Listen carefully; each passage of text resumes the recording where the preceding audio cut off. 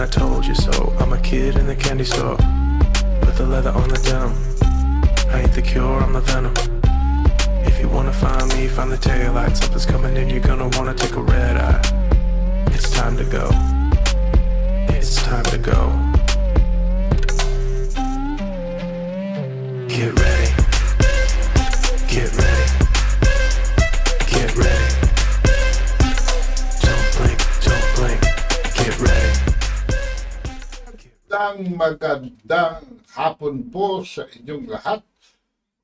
Araw, magandang gabi sa anumang parte ng Pilipinas kayo naroroon. Ito po ang Maestro, Paglinawan, na nagpupugay na naman ng isang masayang linggo. At maraming nangyari mula nung huli tayong magkita. Ang pamagat po ng ating episode ngayon ay episode 209.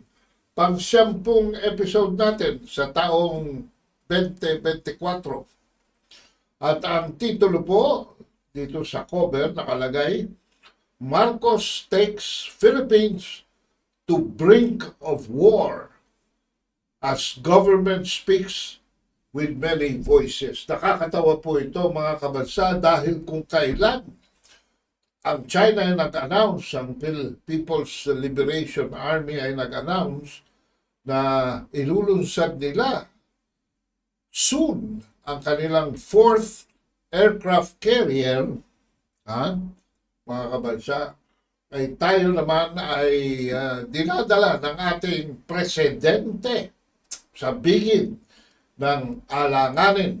Paano ito naganap, mga kabansa? Well, pumirma po siya ng 3 kasunduan sa Australia.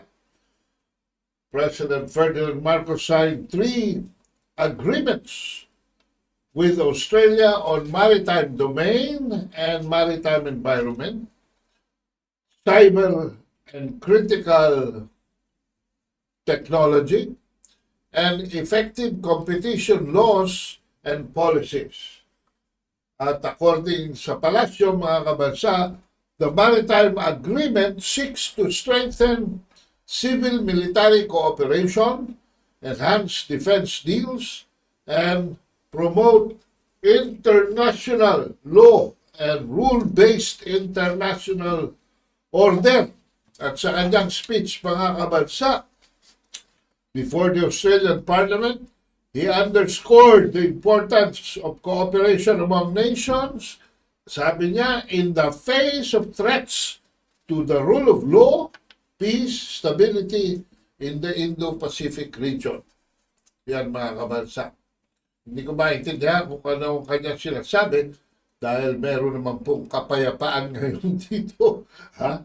Eh baka merong nagbubulong. Sabi nga, I conveyed to the Australian legislators, mga kabasa, the important role of both our countries as proponents of rule-based international order. Paulit-ulit, rule-based international order. Sino ba gumagamit niya? And its significance amid the present complexities in global geopolitics.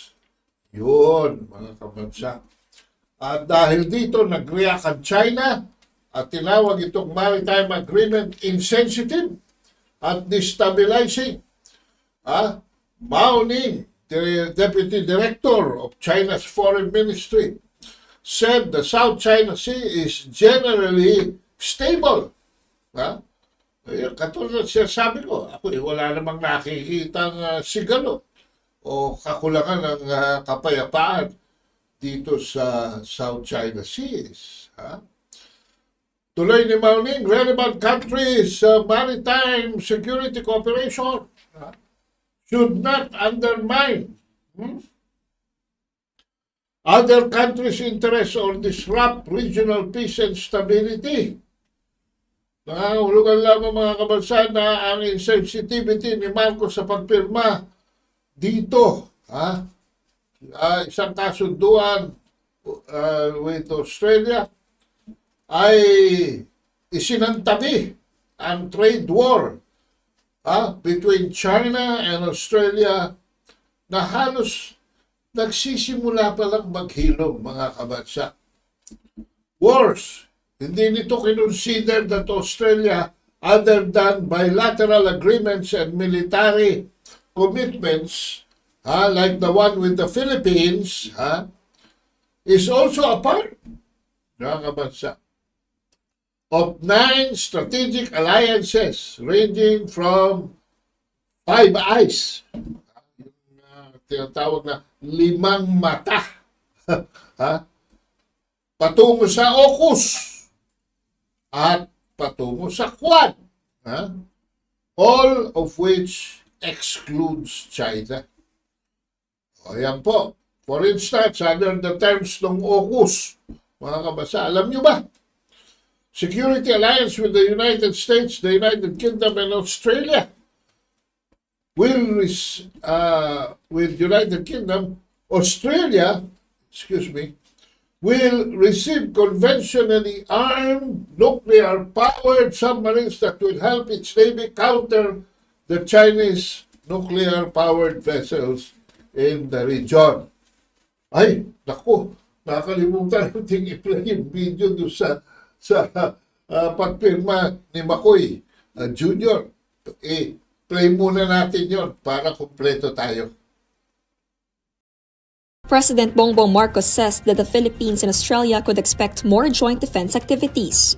In a joint press conference after his address to the Australian Parliament, Marcos says that he and Australian Prime Minister Anthony Albanese had a fruitful discussion to strengthen the ties between the two nations, including on defense. Defense and security remains a key area of cooperation between the Philippines and of Australia. We look forward to amplifying our joint activities and the capacity-building efforts in this regard. Marcos adds that the Philippines and Australia are committed to a rules-based order. Australia is the only nation other than the United States to have a visiting forces agreement with the Philippines.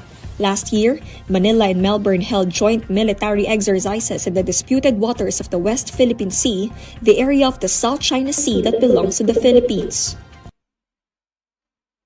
At ito naman, mga kabansa, ang reaksyon ni Mao Ning ng China. Play the video. China warns against moves to disrupt regional peace and stability after Australia and the Philippines inked an agreement to boost collaboration on maritime security. In a press conference, China Foreign Ministry spokesperson Mao Ning emphasizes that South China Sea is generally stable. She adds that the maritime security cooperation of relevant countries should not undermine other countries' interests or disrupt regional peace and stability. On February 29, President Bongbong Marcos said during his address to the Australian Parliament that Australia is the Philippines' partner in guarding rules-based international order. We have an abiding interest in keeping our seas free and open and in ensuring unimpeded passage and freedom of navigation. We must uphold, preserve, and defend the unified and universal character of the United Nations Convention on the Law of the Sea as the Constitution of the Oceans. In Canberra, addressing the Australian Parliament, sinuot po ni Bongbong Marcos ang kanyang white Anglo-Saxon na sombrero. As he slipped, nadulas siya dito sa isang controversial part of history. Eto, basahin natin. As in 1942, the Philippines now finds itself on the front line against actions that undermine regional peace, erode regional stability, and threaten regional success. Pero, writing for the Manila Times, mga kabansa, siya'y tinuligsa ni Ambassador Rigoberto Tiglao, who corrected him outrightly. Sabi ni Bubi Tiglao, that statement is so grossly inaccurate. It wasn't the Philippines on the front line in World War II's Pacific Theater, but the Americans. Ayan, mga kabansa, no? Medyo nadudulas, Since we were merely a colony of the US with no say sa country's relations with other countries. At yung tinarget ng Japanese Empire were US military bases and not the budding Philippine nation, sabi ni Tiglaw. The American military leadership even ordered their colony to be abandoned so that they could fortify Australia, which was populated mostly by English descendants. If ever we were in the front line in 1942, mga kabansa, kayo mga nakakaalala, it was upon the orders of our U.S. overlords who put Filipinos sa front line of Japanese fire. Ipinain tayo sa apoy, mga kabansa. Barely 3 months after the Japanese invasion of the Philippines, on March 1942, General Douglas MacArthur left the Philippines behind, escaping on a patrol torpedo PT boat. He spent 2 days at sea before landing on the island of Mindanao, which still in American hands. At doon sa bukid doon, he jumped, sumakay siya sa isang B-17 plane and headed for Australia. So ano itong ginagawa ni Bongbong Marcos sa Canberra? What is this? Marcos was actually running errands for Uncle Sam. Yung narrative niya reflected the American psyche. Ito ang analysis ni Cheng Hong, director of the Australian Study Center at East Asia Normal University. Quote, Marcos has turned the Australian Parliament, mga kabansa, into a platform to stir up the regional tensions and to incite the Australian people and politicians against China. He agreed that the Philippine president is actually cooperating with the United States to promote Washington's creation ng isang maliit, small NATO in the Asia-Pacific.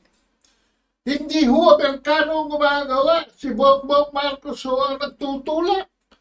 And citing sources, the South China Morning Post has revealed that Australia has invited Chinese Foreign Minister Wang Yi for a 2-day visit in the second half of March. Next week na po yan. Obviously, to patch up ruffled feathers, whatever ruffled feathers the Marcos visit created. Ayan, So, ayan, according to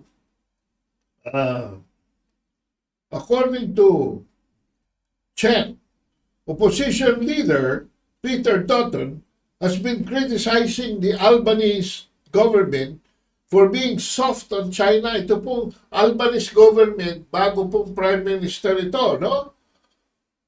As Australia prepares, mga kabansa, as Australia prepares for the next federal parliamentary election in 2025. Ayan. So anong strategy ng Kano? Adopted by the Albanese government. Is more of a response to the U.S. strategy, mga kabansa, sa surface, giving Marcos a high-level reception and signing agreements. But the Albanese government thereafter will take a cautious attitude in substance and implementation. Therefore, mga kabansa, itong Philippine-Australia agreements na ito is really more of a paper tiger. Tigre! Pero papel lang. Pero papel lang. Australia may not even go all out. Dahil it is all engaged in a balancing act. So ano itong inuwi ni Bongbong Marcos? Aba, merong, ano ba yan? Koala bear ba yan? Ano ba tawag dyan? At saka kangaroo. Ha? Relations between China and Australia, mga kabansa, had deteriorated under the government of previous Prime Minister Scott Morrison. Pero nung mag-take over si Anthony Albanese, bilateral relations have improved and achieved basic stability, a situation that was hard-won. The Australians are well aware that no good will come out of Australia becoming a tool of the Philippines to confront China. Yan po ang analysis coming from the Australian group in China. According to data, ito, from the Australian government, China is Australia's largest two-way trading partner, accounting for, note, mga kabasa, 26% of Canberra's goods and services trade with the world in fiscal year 2022-2023. Two-way trade with China increased by 12%. So, meron ng konting normalization coming out of the Chinese sanctions, totaling $317 billion. Hindi po, ano ito? Hindi po chicken feed ito. On the other hand, China is resolute, mga kabansa, in defending its territorial sovereignty, sabi ni Chen, noting that if Australia chooses confrontation with China with the Philippines, Beijing-Canberra ties, which have managed to recover a bit so far, will again hit a low point, and future disputes being more difficult to properly manage and resolve. Pero, habang nangyayari ito, biglang tumawag si Bongbong Marcos sa Washington dahil hindi rin siya makatulog, sleepless in Pasig River. Tumawag siya sa kanyang tiyo na si Babe Sumualdez na hindi rin daw mapagkatulog. So while things were getting to be medyo nakaka-confuse sa Australia, Philippine Ambassador to the U.S., Jose Manuel Romualdez, issues a statement in Washington, D.C., saying the real flashpoint in the region would be in the Philippine Sea and not in the Taiwan Strait. Tingnan nyo naman ito. Ano ba naman panggagatong to, babes? Stop your smear campaign. Ang sabi ng Chinese Embassy, it is deplorable that the ambassador to a third country in ignorance of basic facts again used the South China Sea issue to hype up and launch a baseless accusation and malicious smear campaign against China. The Chinese Embassy in Manila said it urged Romualdez to stop spreading xenophobia. Tanong ng China, what China threat? The Chinese Embassy asked, insinuating that it is the U.S. that is gunning up small blocks na nagtatawag ng mga barkada and is addicted to sanctions while it weaponizes economic power. At the sidelines of the General Membership Meeting of the Consular Corps of the Philippines last February 28, medyo may pahaging pa ito si Babe Sumualdez. No? Romualdez also said that the scheduled 1.7 trillion U.S. investment, wow, meron naman mga pledges to Manila, would counter any economic coercion from China. Abayawan ko, Ako'y nagulat na medyo nagsasabi pa dyan na pagka daw nagkaroon ng pagtigil ng trade between China and the Philippines, China pa raw ang dihado. Bakit? Ay sinubo sa akin ang argumento ay yung 1.3 billion dollars na export ng Pilipinas sa nickel ore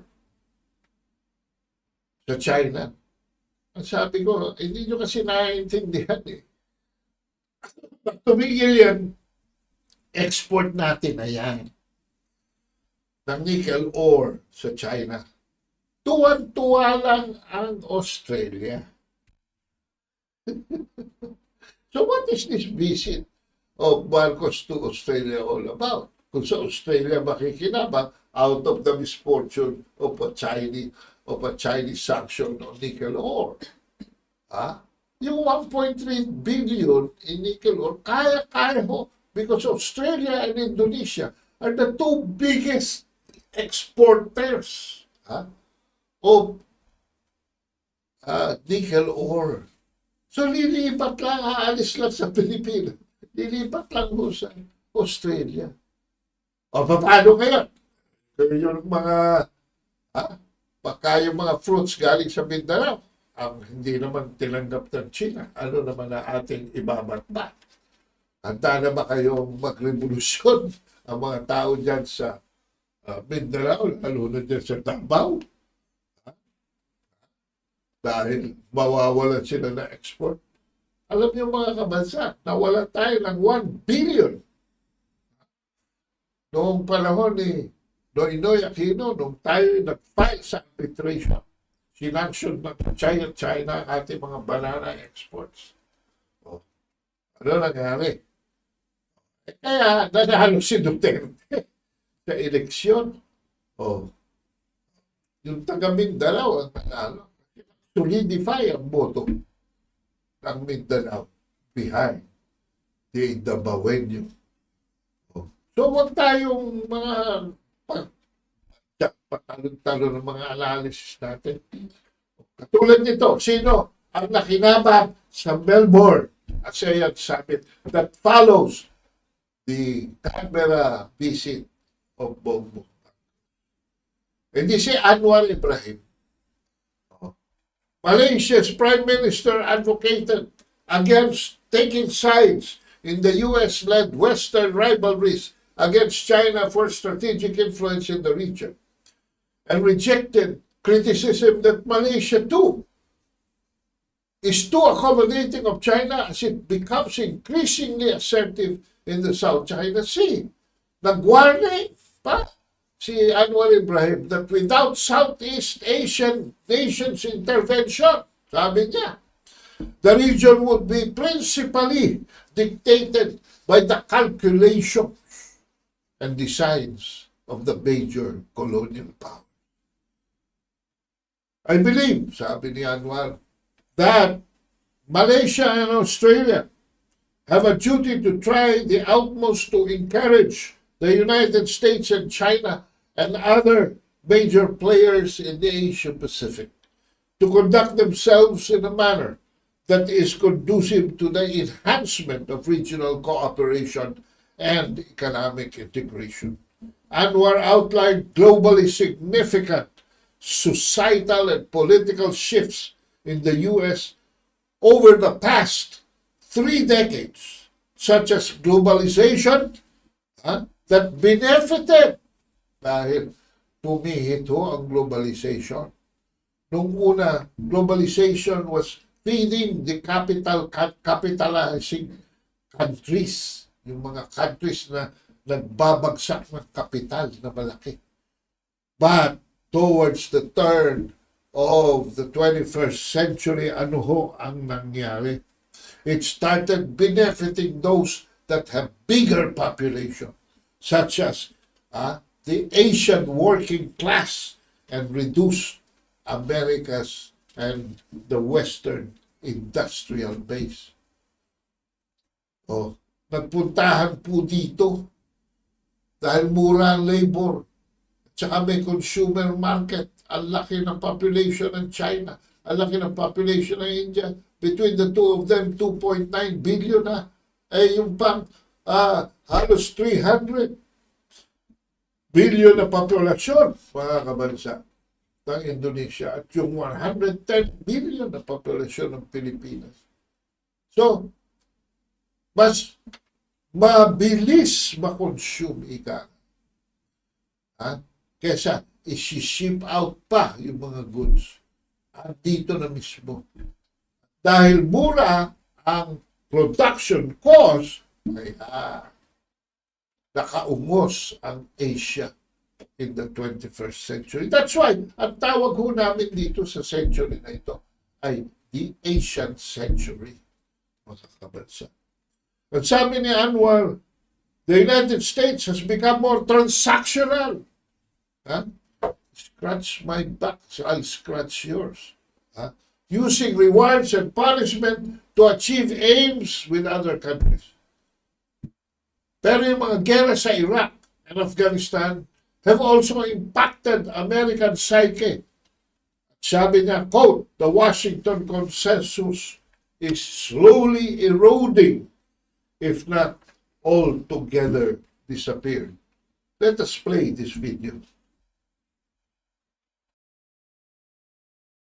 To China-phobia is because the criticism levied against us for giving additional focus to China. My response is trade investments is open. And right now, China seems to be the leading investor and trader into Malaysia. Cumulatively, still United States of America. It's open trading policy to encourage investments overseas from foreign countries. Now, but we are an independent nation. We are fiercely independent. We do not want to be dictated by any force. So whilst we remain to be an important friend to the United States or Europe and here in Australia, they should not preclude us from being friendly to one of our important neighbors, precisely China. Well, that was the context. And if they have problems with China, they should not impose it upon us. We do not have a problem with China. So that's why I refer to the issue of China-phobia in the West. Yan po ang dahilan kung bakit si Bongbong Marcos mula Canberra, umuwi ng Pilipinas, at mula Pilipinas, bubalik naman ng Melbourne, ay para po dito sa ASEAN Summit. No? But returning to Melbourne, a few days after, sabi ni Marcos, I always wanted to make it clear because there is a narrative out there that is going around that we are at the beck and call practically of the United States. We make decisions, however, because we believe and know that it is in our national interest. So, ito po ay isang popa on the part of Marcos. Bakit? Ito po very clear. Very clear sa Pulse Asia Survey noong December 23. Alam niyo yung September, pinupukpok na namin dito. No? And hoping against hope na mag-improve yung September. But in December, wala akong pagbabago. Things even got worse. No? Because 7, itong nakabilog ng green, mga kabansa, ano ang mga most urgent national concern ng Pilipino? Ang pinakauna, 72%. Controlling inflation. Kasunod, increasing the pay of workers, creating more jobs, reducing the poverty of many Filipinos, providing assistance to farmers, including selling their products, and addressing the problem of involuntary hunger. They are all economic. So why is the emphasis? And what Marcos is trying to project that our national interest is itong nasa ilalim, defending the integrity of the Philippine territory against foreigners. Ha? Naglagay ka ng 4 na additional EDCA sites. Tumatawag ka pa ngayon ng joint patrols sa hindi mo kayang i-enforce kung ano-ano sinasabi mong soberanya, sovereignty rights, maritime territory. Wala ka namang kakayahan. Ang sabi nga ni Duterte during his time, China is in possession of the territory. So wala tayong choice.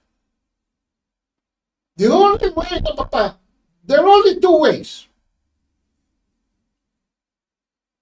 Palisin mo ang China dyan. At pangalawa, or kausapin mo para sabay ang China in a win-win solution and bilaterally negotiating na pareho tayong makinabang. Walang ibang choice. So stop telling the Filipino people that this, nag-reduce pa ng 1% from 7 in September to 6 in December, na itong mga hinaing ng military sa pledge ng Amerika for only $80 million ay pinagpalit mo sa pledge ng China na $23 billion. Saan ka humuhugot ng lohika? Hindi yan ang ating national interest. Ang national interest natin ngayon ay isang dakot na paghihirap ng sambayanang Pilipino over this issue of inflation.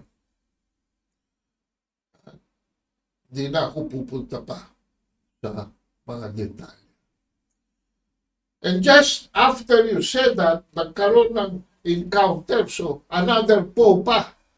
While you were freezing the ball in Australia between Canberra and Melbourne, at medyo nagkaroon pa ng mga demonstrations dyan against human rights, pointed at you, at pumalpa ka pa sa interview dyan kay Sarah Ferguson, an incident occurred near Ayungin Shoal involving another resupply mission. So ano sabi mo? We continue to view with great alarm these continuing dangerous maneuvers and dangerous actions. This time, they damaged the cargo ship and caused injury to some of our seamen. And I think that we cannot view this in any way but in the most serious way. Pero sa picture at video ng Philippine Coast Guard, ano lumalabas? Tayo nang haharas. O ayan, mga kabansa, yung nasa blue na yan, dito sa kaliwa, Chinese Coast Guard, yung mas malapit sa atin. Nakita-kita naman na nauuna. At nasa port side niya, nasa kaliwa niya, ang Philippine Coast Guard vessel. Hindi ho marunong ang ating mga piloto, mga kabansa, pagdating sa international regulations for preventing collisions at sea. COLREGs, formulated by conventions in 1972. Ayan. Rule 15. When two power-driven vessels are crossing so as to involve a risk of collision, the vessel which has the other on her own starboard side. Ano yung starboard side? Yung kanan. Sino nasa kaliwa? Pilipinas. So itong barko ng Pilipinas shall keep out of the way and shall, if circumstances of the case admit, avoid crossing ahead of either vessel. Hindi ko na ho papakita yung video dito. Pero ito ho ang pattern. Kasi ho, pagdating ho doon sa dulo, nauuna na, nag-o-overtake from the left, mga kabansa. Crossing the path of the Chinese Coast Guard, itong Philippine Coast Guard. So, sino ang guilty of dangerous maneuvers and dangerous action? Ha? Kulang kayo sa training. Kulang ang ating Coast Guard sa training. Mga sisiw pa kayo dyan. At doon naman sa issue, mamaya, tatalakayin natin yung issue naman ng water cannoning. So dito, palpak na naman ang statement ni Presidente Marcos Jr., mga kabansa. At pumunta tayo sa pangatlong popa. Dahil dito, sabi natin, Pangulo, it's not the right time for the Philippines to invoke the Mutual Defense Treaty with the United States as China's Coast Guard resorted to violent actions that damaged Philippine vessels and injured Philippine Navy personnel in the South China Sea. Ano ba nangyari? Winater cannon po. Bakit? Dalawa ang ilabas na resupply vessels ng Pilipinas. At nakita natin ngayon, yung Unaysa 1, dati lang ginagamit yun. Pero nilabas huli lang ngayon yung Unaysa 4. At yung Unaysa 4 is almost double the length. Malaking resupply mission ship. So sabi ng China sa sound system, we're only allowing one vessel. Tumuloy pa rin yung Unaysa 4. So, anong nangyari? Pinalusot. Sabi ng Pilipinas, successful ang ating mission to the Ayungin Shoal for the BRP Sherabat. Of course, magiging successful yan. Pinalusot kayo ng mga Chino Yung Unaysa May 1. Pero yung Unaysa May 4, hindi lamang hindi sumagot sa Chinese Coast Guard warning, dumiretso pa. So, kinanyon siya ng tubig. Ngayon, ano ba ang sinasabi? Hindi mo i-invoke ang Mutual Defense Treaty, bakit mo binabanggit? Ay, naku. Ano ba Mutual Defense Treaty Article 5? Basahin natin. For the purpose of Article 4, an armed attack on either of the parties is deemed to include an armed attack on the metropolitan territory of either parties. Ayan na. Meron bang armed attack? Wala. So, hindi ka talaga pwede mag-invoke ng Mutual Defense Treaty. Bakit babanggitin mo pa? Hello? Besides, assuming na pwede mong i-invoke, hindi ka ba natuto sa iyong ama? I-remind ka namin, Bongbong Marcos, dito sa sinabi ng tatay mo. Let us play the video. The United States is not necessarily bound to immediately react because the provision of the Mutual Defense Pact is that you will immediately take steps as is necessary to meet the contingency in accordance with your constitutional processes. What does that mean? That means that you go to the Senate and the House of Representatives. What does that mean? That means delay while we are dying there.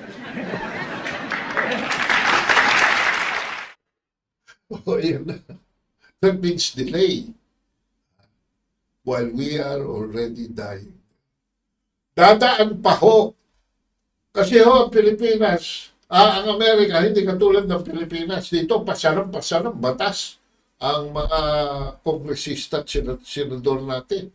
Piski hindi naman ma-implement. Bakit? Dahil wala appropriation. Walang pera.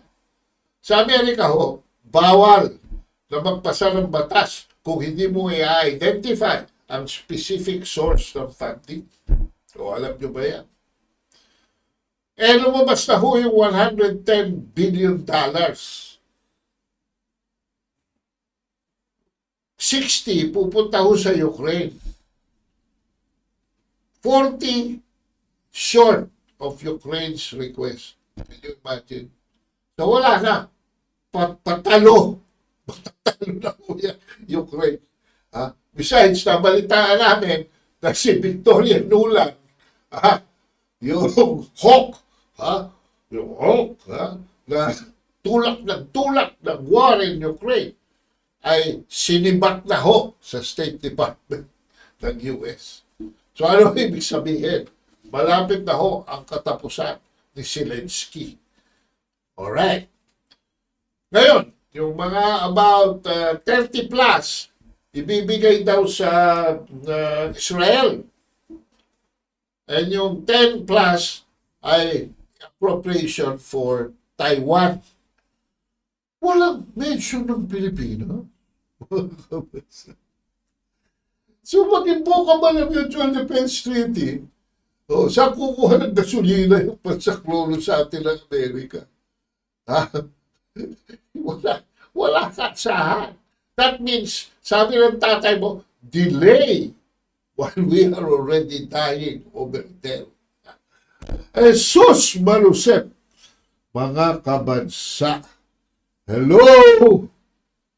At habang nangyayari yan, nagkaroon naman, mula sa South China Sea, nagkaroon naman ng Chinese presence doon sa kabila ng Pilipinas, sa Benham Rice.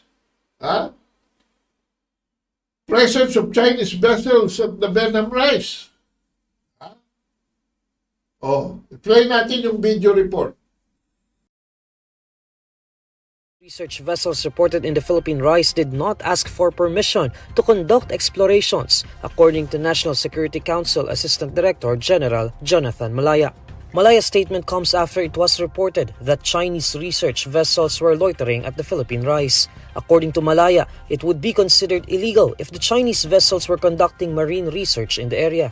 Tayo lang, the Philippines is the only country that has rights over that area. At kung meron mang mga maritime or marine research vessels, wala silang karapatang mag-research doon, gumawa ng anumang exploration without the express consent of the Philippine government. And in this case, itong dalawang marine research vessels na ito ay hindi po humingi ng pahintulot mula sa pamahalaan. And if they are conducting marine research in that area, that is an illegal act. Yan, mga kabansa. Tandaan niyo yung sinabi ni Jonathan Malaya. Mamaya, kukupentahan natin yan. Pero, meron pang ibang mga ibang nagsalita. Sabi ni Tambaloslos, House Speaker Martin Romualdez, the Philippines will not back down or yield an inch of its territory in the Philippine Rice.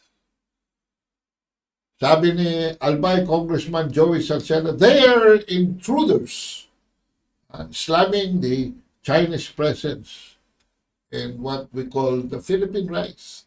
Benham din Luya. Sa Senado, ito naman si Francis Tolentino, who warned that the Chinese vessels, that their incursions would be illegal under the proposed Maritime Zones Bill. Ano yung sinasabi ni Jonathan Malaya na illegal? Hindi pa pumapasa yung Maritime Zones Bill. Wala na akong pagkakataon tanungin siya. Pero ano ang opinyon ng ating Pangulo? Yun ang importante. Kasi sabi ng China, we will only listen to your President Marcos. Ang dami kasing Cheche Bureche. Wala pa dyan si Gibuchidoro. Wala pa dyan si Antonio Carpio. Wala pa dyan si Heydaria, si Richard Heydaria. Wala pa dyan si Christian Isguera. Wala pa dyan si Jay Batumbaka. Wala pa dyan si Dindo Banghit. No? Mga kabansa. No? Ito ang sabi ng ating Pangulo. Play the video. This is a clear intrusion into a Philippine maritime territory. And it is a matter, as usual, of great concern. And I see it as absolutely unnecessary, because if it is truly a research vessel, then we could have come to a very simple agreement that the research vessel will ply the waters and do the research that they need to do. However, there is a suspicion that they are not only research vessels. So, again, this is an a bit of an escalation of the tension that is present in the West Philippine Sea. By the way, ang nag-report dyan, mga kabansa, ay itong retired US Air Force Colonel Raymond Powell doon sa failed project mission niya last year, yung tinatawag yung Transparency Initiative. Siya nakaspot ng presence ng mga vessels ng China doon, identified them as Haiyang Dishi Shihao and Haiyang Dishi Liuhao, departing from Guangzhou on February 26. But mark the words of Jonathan Malaya, mga bansa. Wala raw karapatan ang sino man, Pilipinas lang. At yung presence ng China doon, illegal. O, sinuportahan naman siya ng kanyang Pangulo. Hindi ko na maintindihan kung sino siya kayo humuhugot. Remind you, the President said the presence of Chinese research vessels in Benham Rise was a clear intrusion into the Philippine maritime territory. Pero ano ang expert finding ng Philippine Navy? Mga kabansa. Ang sabi ni Commodore Roy Trinidad, there is no violation made. We have not monitored any. The passage of the Chinese vessels was still permissible. They have freedom of navigation when it comes to the EEZ, Exclusive Economic Zone, of coastal states, so they can pass.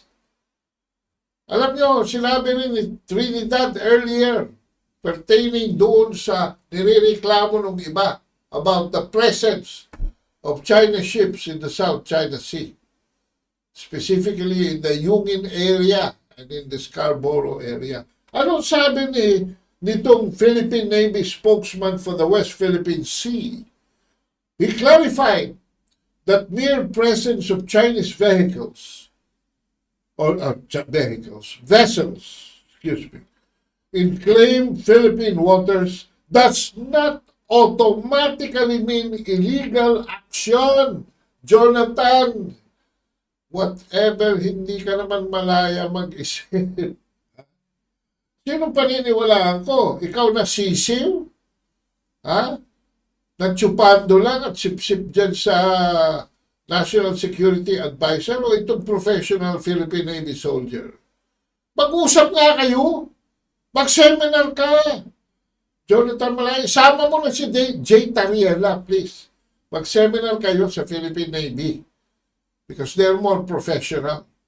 Alam nila ang batas, alam nila ang mga regulasyon, alam nila kung anong dapat, anong hindi. Hindi katulad nyo who are always just shooting from your hips. Presence, sabi niya, is different from illegal action. Ang dami kasi nagsasalita But anyway, at this point, let us go to the listeners natin. Dito naman sa mga nagsasalita tungkol sa ating programa. Ang sabi ni O.J. Hodgson, magandang hapon po, Noraline May, Almighty Allah, protect our country, amin. Cesar Soberano, good afternoon, the unfinished revolution will be finished by the Katipunan. Katipunan channel. No, to Budelman stooging to American interests in the Asian region. Lloyd Richards, inflation is worldwide. He's supporting farmers.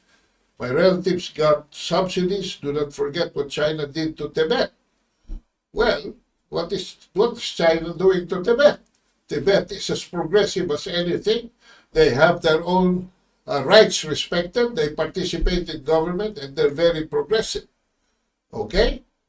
Inflation is worldwide? Yeah, but inflation in the Philippines is more than the international index.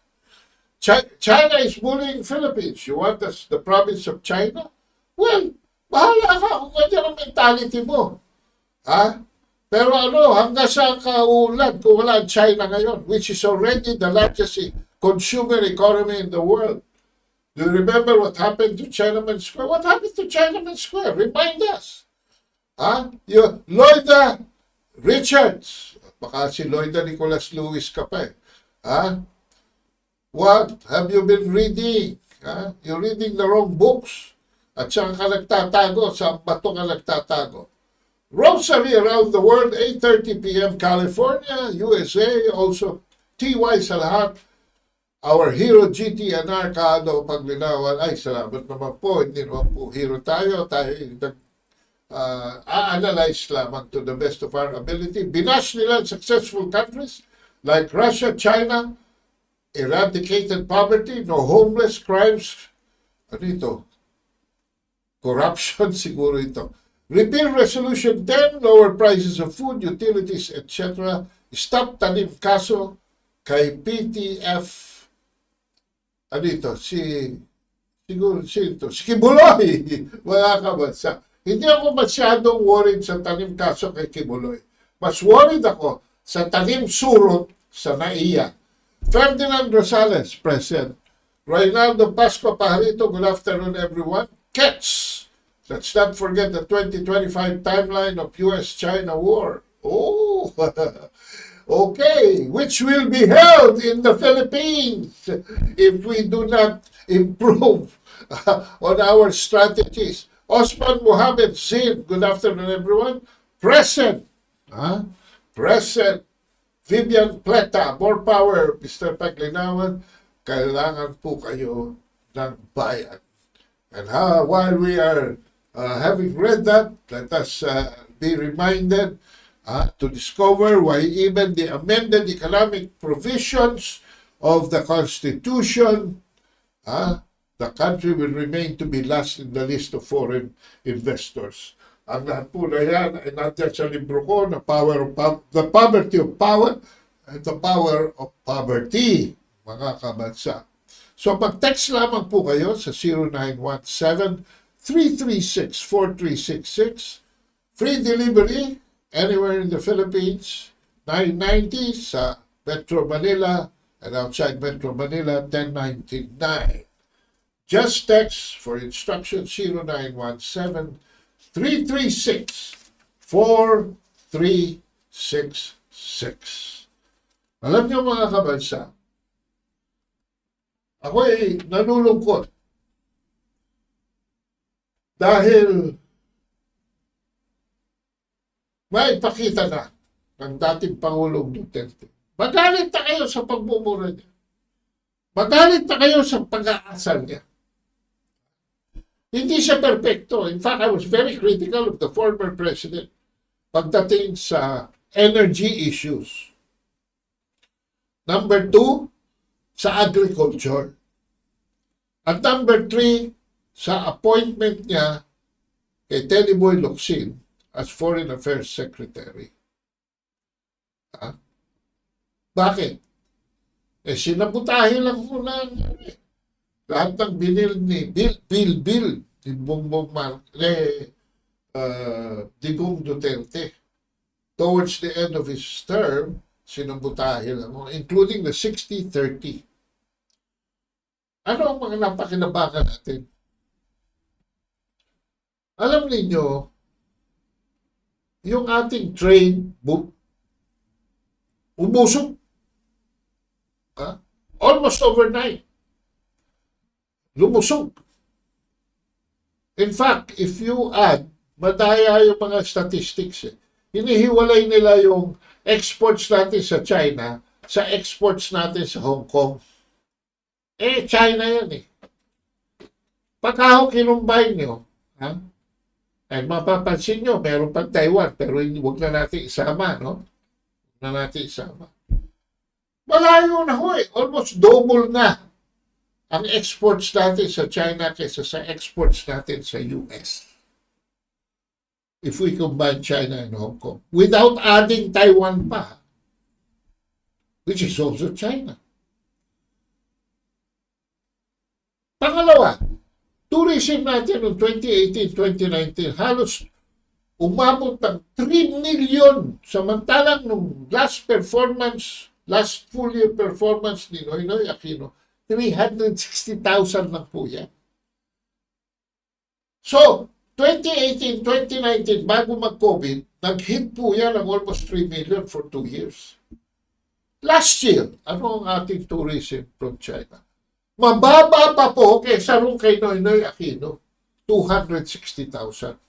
Mababa pa ng 100,000 tourists. Pangatlo, nakakuha tayo ng grants and loans. 3 tulay libre.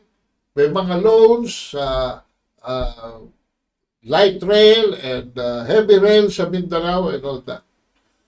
Plus, marami pang iba. Pang-apat, investment. Ano ang statistics? Pinakamalaking investor in terms of amount of money, Japan. Pero pagdating sa volume of investors, sa dami ng investors,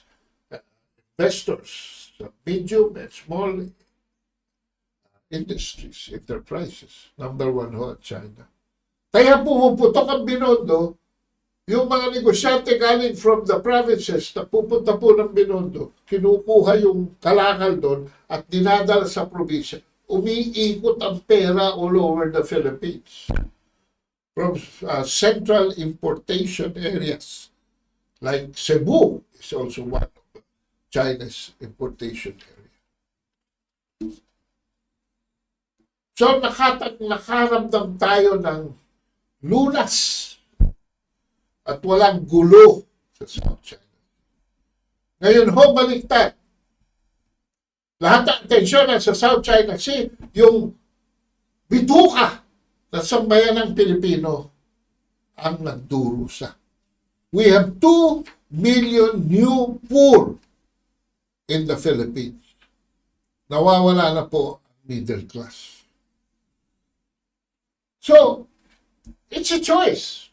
Ha? Bahala kayo. Ha? Pero kung mahal ninyo ang inyong bansa, aalamin nyo kung nasaan ang problema. Nasaan ang problema? Tayo pupunta na ngayon sa ating punta-bulgo. Mismong si Madame Fu Ying, one of the world's most brilliant diplomats and former Chinese ambassador to the Philippines, now chairperson of China's National People's Congress Foreign Affairs Committee. Nandun na po siya sa tuktok ng parliament. Malapit na siya sa laylayan ni Xi Jinping noon sa taas. Siya po nag-comment how we finally lost Scarborough Shoal in 2012. However, sabi niya, the Philippine government was not of one voice. The Philippine Foreign Secretary soon started to spin the story. Just as when the solution was already sighted between China and the Philippines. Nag-spin ang storya si Albert de Rosario, clearly trying to create a controversy, challenging the right of Chinese ships to remain in the area. As we later discovered, sabi niya, he was already preparing to bring the matter to international arbitration. In fact, the Philippines fabricated new evidence to support its sovereignty claims over Huangyangdao or Scarborough Shoal. Kaya hindi na nagbigay ang China, nag-hardball na rin. So this is it. We do not speak with one voice. Kanina, in-illustrate ko, ang dami pong boses under the Marcos Jr. administration. Ano ang aking recommendation? Take not only 2 steps but 3 steps backward, zero base, formulate strategies based on clear-cut analysis of facts, not speculation. Determine the national policies in accordance with what's best with the Filipino people and move forward. Dahil magdadalawang taon na po si Bongbong Marcos Jr. wala pa rin accomplishment, kundi gulo and perception of corruption and malgovernance, especially of our food security. Ito po ang inyong lingkod, Ado Paglinawan, nagpapaalam ng muli. Magkita-kita tayo next week sa isa namang episode ng Ang Maestro dito po sa Katipunan Channel. Maraming salamat sa inyong panonood. Get ready.